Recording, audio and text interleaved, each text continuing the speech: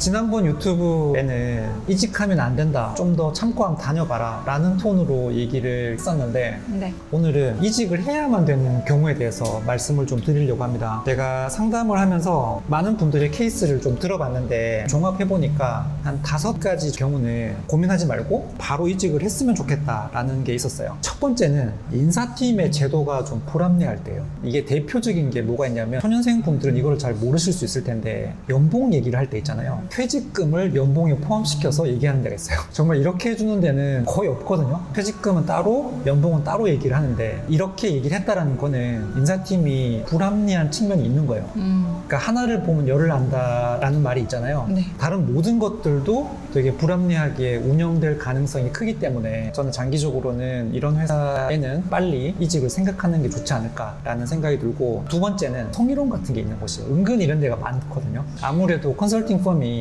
수평적인 문화다라고는 하지만 이 파트너나 팀장이나 이런 사람들의 권한이 압도적으로 크기 때문에 이들의 그런 큰 권한을 앞세운 이제 문제가 있을 수 있거든요. 남자가 여자에게 성희롱하는 경우도 당연히 있고, 여자가 남자에게 하는 경우도 있고, 심지어는 동성 간에도 있거든요. 근데 그런 경우는 저는 빨리 회사를 나가라고 얘기를 하고 싶어요. 근데 물론 이제 회사의 그런 인사 제도나 매니지먼트가 잘 되어 있는 곳에는 회사에게 내가 이런 일을 당했다라고 먼저 얘기를 하면은 합리적인 절차를 통해서 해결하겠지만, 이상한 회사가 있어요. 가해자가 너무나 큰 권한을 가지고 있어가지고 그게 제대로 해결 안 되는 경우도 있어요. 말을 해도. 네, 말을 해도 전체적으로 보면 네가 참아라 이런 느낌으로 얘기하는 곳이 있는데, 만약에 그렇다고 하면은 저는 뒤도 돌아보지 말고 회사를 나오라고 얘기하고 싶어요. 근데 너무나 좀 중요한 포인트 같고 수준에 상관없이. 그럼요. 견딜만 하다고 생각하면 견뎌요?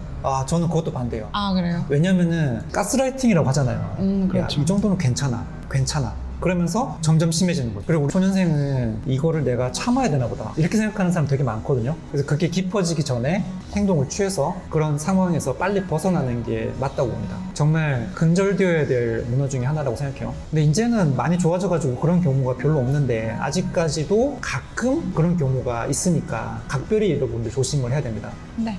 그리고 세 번째는 이거 진짜 헷갈리는 건데, 제가 예를 들면은 이 회사의 직급 제도가 비즈니스 애널리스트, 어소시에이트, 그다음 매니저 이렇게 있다고 가정을 하면 네. 내가 회사로부터 받은 공식 직함은 어소시에이트예요. 근데 고객사에 투입됐을 때 파트너가 나한테 너는 매니저로 한번 들어가 봐 이렇게 얘기를 한 거예요. 와, 내가 높게 평가를 받아가지고 비록 내가 매니저는 아니지만 고객사에서 매니저로 한번 일해볼 수 있게 되었어 라고 생각하고 되게 기쁘게 매니저를 일하는 사람이 있어요. 근데 그거는 달리 얘기하면은 착취거든요. 그게 왜 착취냐면, 내가 회사에서는 어소시에이트에 해당되는 월급을 받고 고객사에게는 매니저에 해당되는 빌링을 받거든요. 그래서 컨설팅 펌 입장에서는 큰 돈을 고객사한테 받고 작은 돈을 월급으로 주게 되는 거죠. 그러니까 컨설팅 펌만 돈을 많이 벌고 나는 적은 월급에 고생만 더 하게 되는 거예요. 일만 더 많이 하고, 그쵸. 부담만 더 많이 하고, 맞아요, 책임만 지고. 그렇죠. 그래서 이렇게 하는 경우가 가끔 있는데, 적은 월급에 많은 책임을 져야 되기 때문에 또 열심히 하는 사람들은 그냥 버텨내거든요. 그러면은 다쳐요. 몸과 마음이 다치게 돼 있어요. 그래서 이런 경우도 되게 불합리한 것이기 때문에 저는 장기적으로는 이직을 생각해야 된다고 봅니다. 이것은 파트너나 이 회사 전체 제도의 문제라고 생각해요. 그래서 잘 하는 사람들은 이것까지 다 버텨내는데, 저는 그거는 개인을 위해서는 그닥 좋지 않는 거라고 생각합니다. 그리고 네 번째 좀 이상한 경우인데, 어떤 회사에 가면 직원의 절반 정도가 계약직인 경우가 있어요. 뭐 나름의 이유는 있겠지만 계약직으로 오래 하게 되면은 개인한테 별로 안 좋아요. 일단 4대 보험이 안 되거든요. 나중에 이제 경력 증명을 할 때 4대 보험을 기준으로 경력을 따지는 경우가 많고, 4대 보험이 없으면은 계약직이라고 보기 때문에 경력을 다 인정해주지 않는 경우도 있어요. 그러니까 대부분의 컨설팅 펌은 다 정규직으로 진행되고 있거든요. 그래서 이왕이면은 정규직인 펌에서 일을 하는 게 당연히 또 좋다고 봅니다. 근데 이제 뭐 한 5년차 이상 되면은 프리랜서 하는 경우가 있는데, 그건 예외예요. 돈을 엄청 많이 받기 때문에 그거는 그냥 그렇게 하는 게 더 낫고. 4대 보험이 되는 계약직도 있어요? 그쵸. 4대 보험을 주는 계약직도 있습니다. 근데 그렇다고 하더라도 계약직은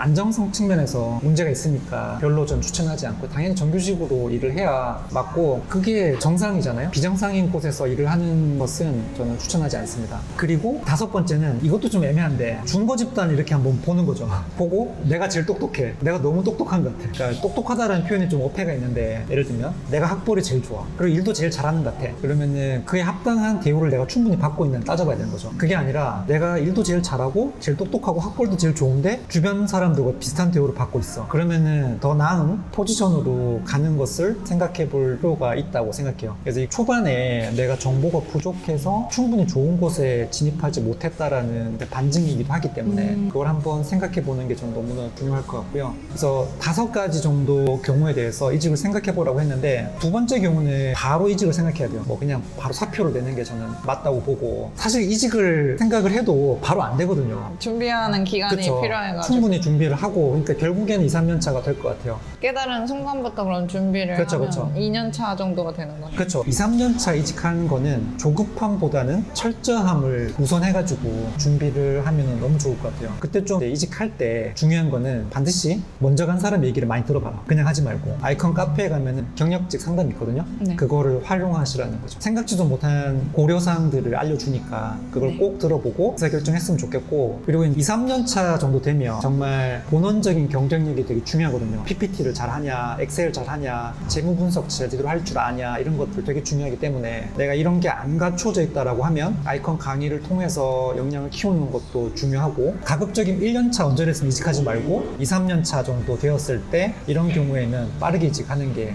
저는 좋을 것 같습니다. 아이콘과 같이 하시면 성공적인 이직이 가능할 거라고 생각합니다. 고맙습니다. 감사합니다.